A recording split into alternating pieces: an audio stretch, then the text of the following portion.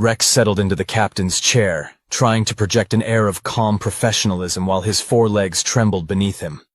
Through the main view screen, the Federation patrol vessel grew larger by the second, its hull gleaming with the kind of polished perfection that only military vessels maintained. "Distance?" he asked, pleased that his voice came out steady. 12,000 kilometers in closing," Zigzac reported from his scanner station. "They're running active sensor sweeps. Standard patrol protocol. Nothing unusual yet." "Yet," Rex muttered. "That's the word I'm concerned about."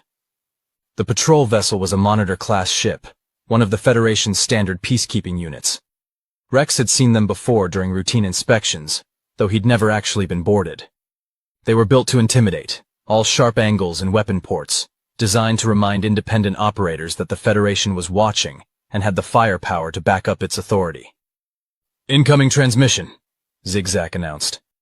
Rex straightened in his chair, arranging his features into what he hoped was a welcoming but not suspiciously eager expression. "Put it through." The view screen flickered, replacing the image of the approaching ship with the face of its commander. The being looked like someone had crossed a praying mantis with a bureaucrat and given the result delusions of importance.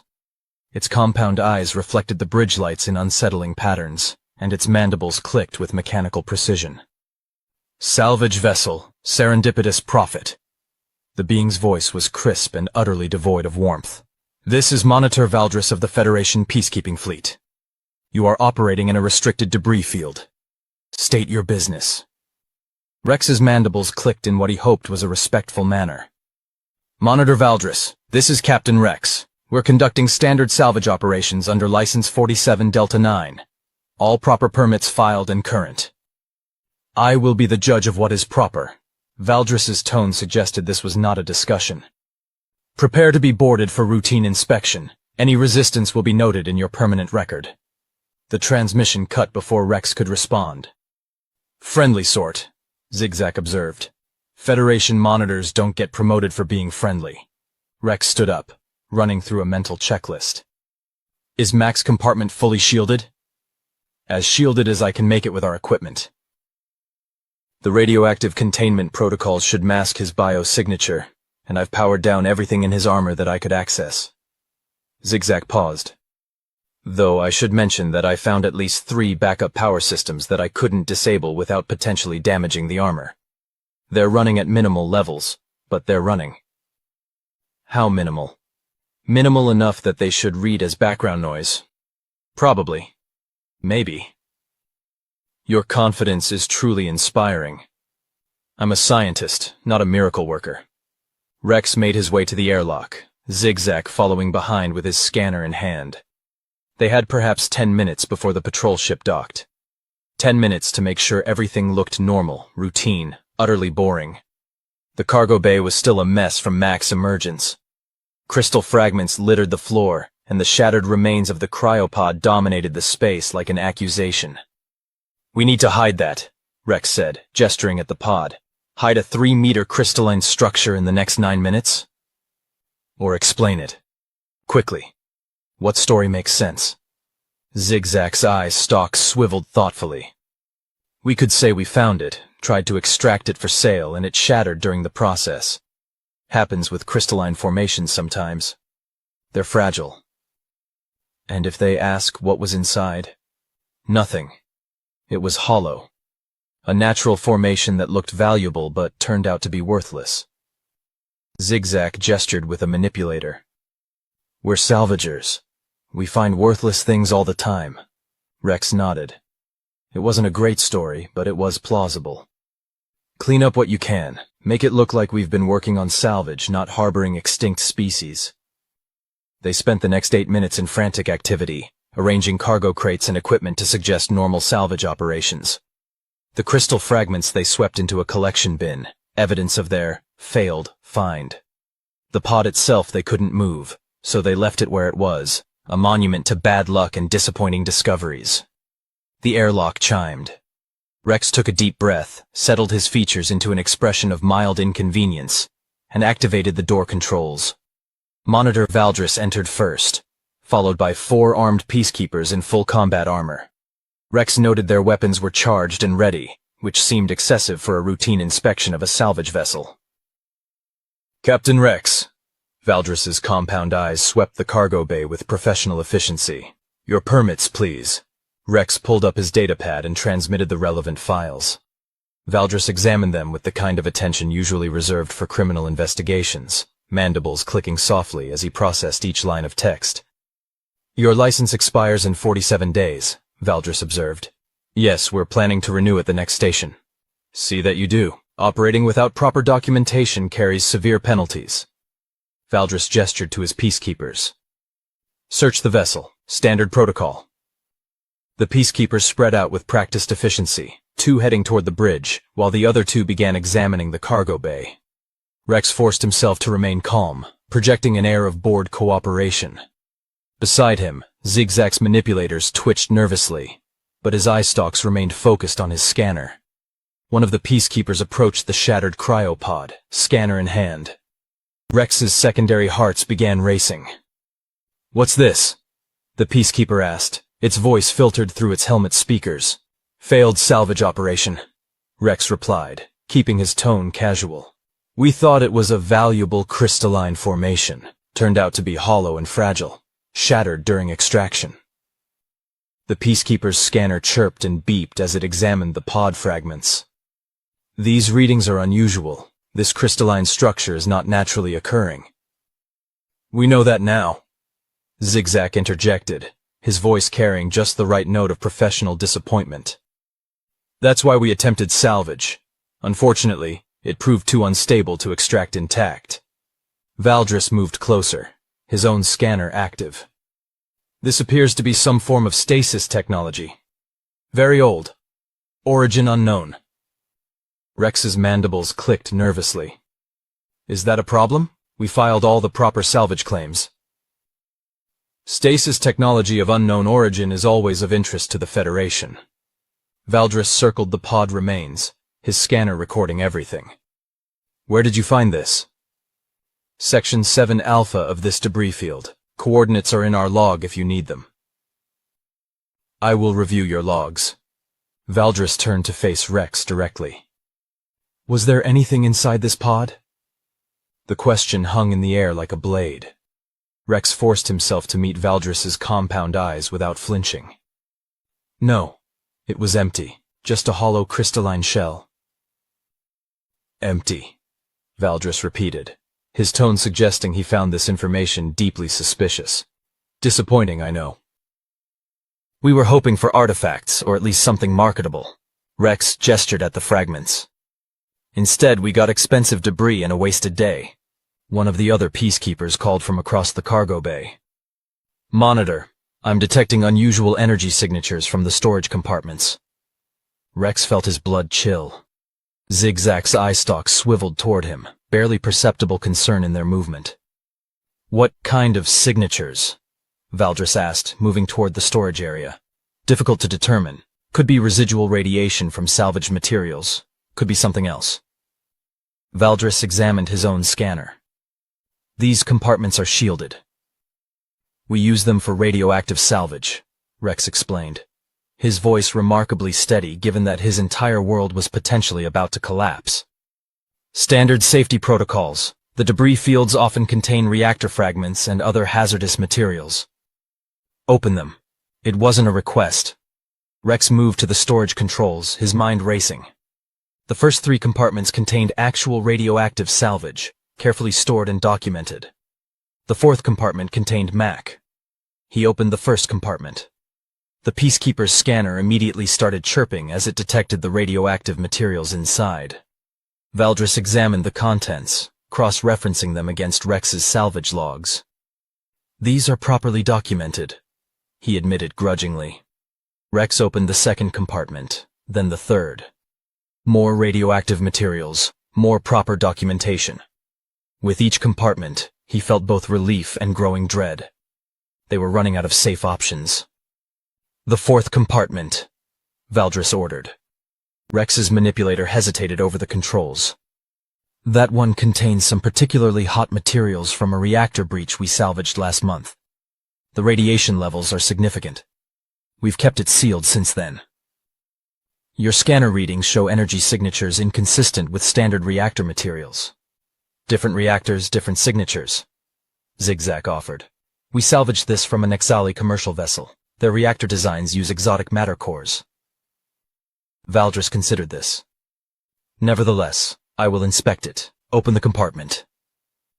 Rex looked at Zigzac. His science officer's eye stalks conveyed a message that needed no translation. They were out of options. Rex activated the controls. The fourth compartment door began to slide open, its mechanisms producing a low hiss.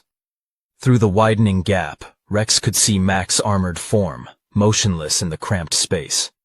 And then something remarkable happened. The Peacekeeper's scanner exploded in a shower of sparks. "Equipment malfunction," the Peacekeeper announced, dropping the ruined device and pulling a backup scanner from his equipment harness. But before he could activate it, Valdris's own scanner began producing a shrill alarm. "Radiation spike! All units, seal your suits!"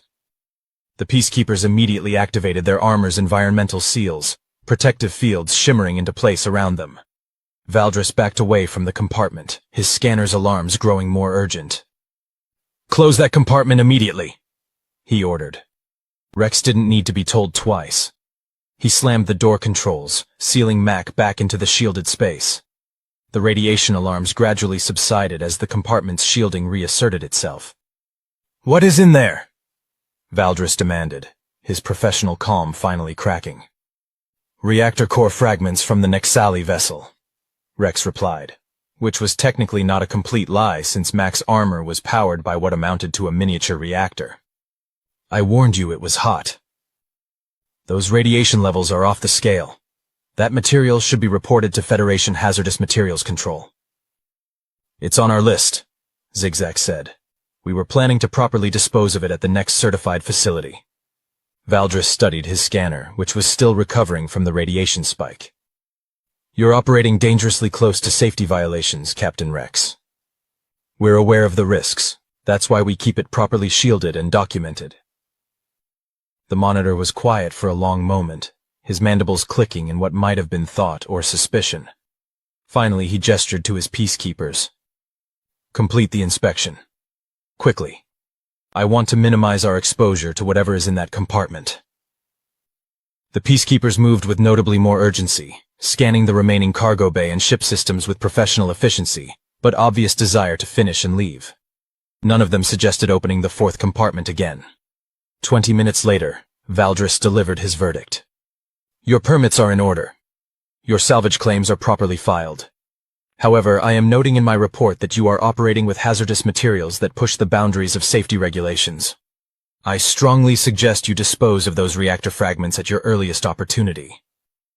"Absolutely," Rex agreed. "First thing on our agenda." "See that it is." Valdris turned toward the airlock, then paused. "One more thing, Captain Rex.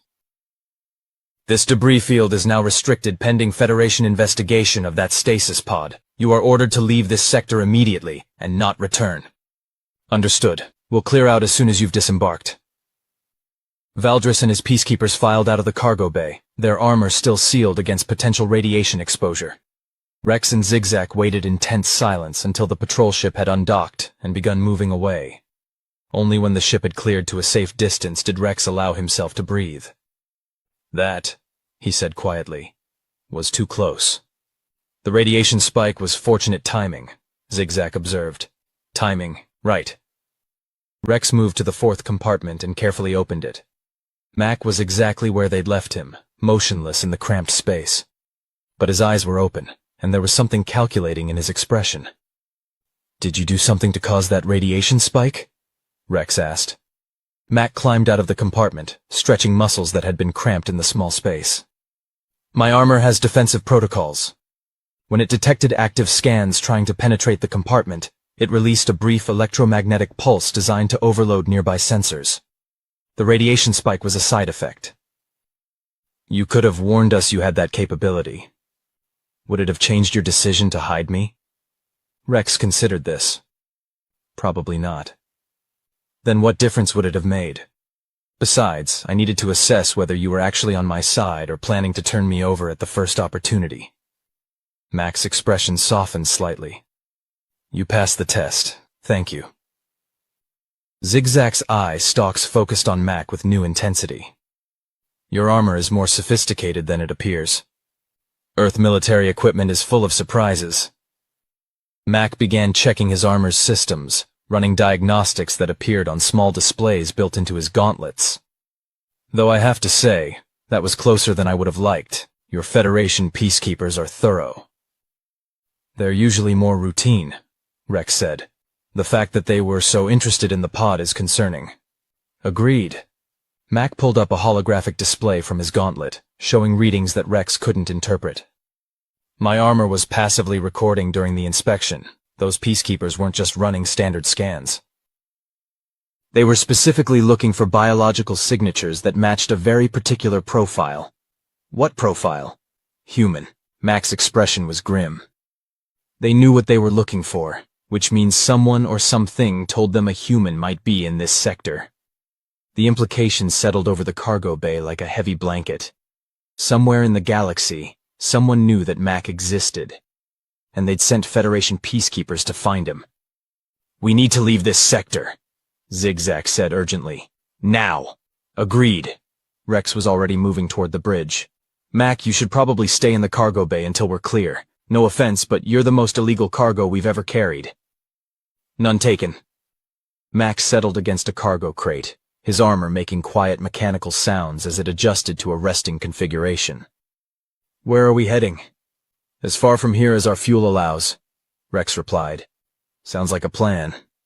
Rex made his way to the bridge, Zigzac close behind. As he settled into the captain's chair and began plotting a course out of the sector, he couldn't shake the feeling that they'd just crossed a threshold they couldn't uncross. They were no longer simple salvagers trying to make a living.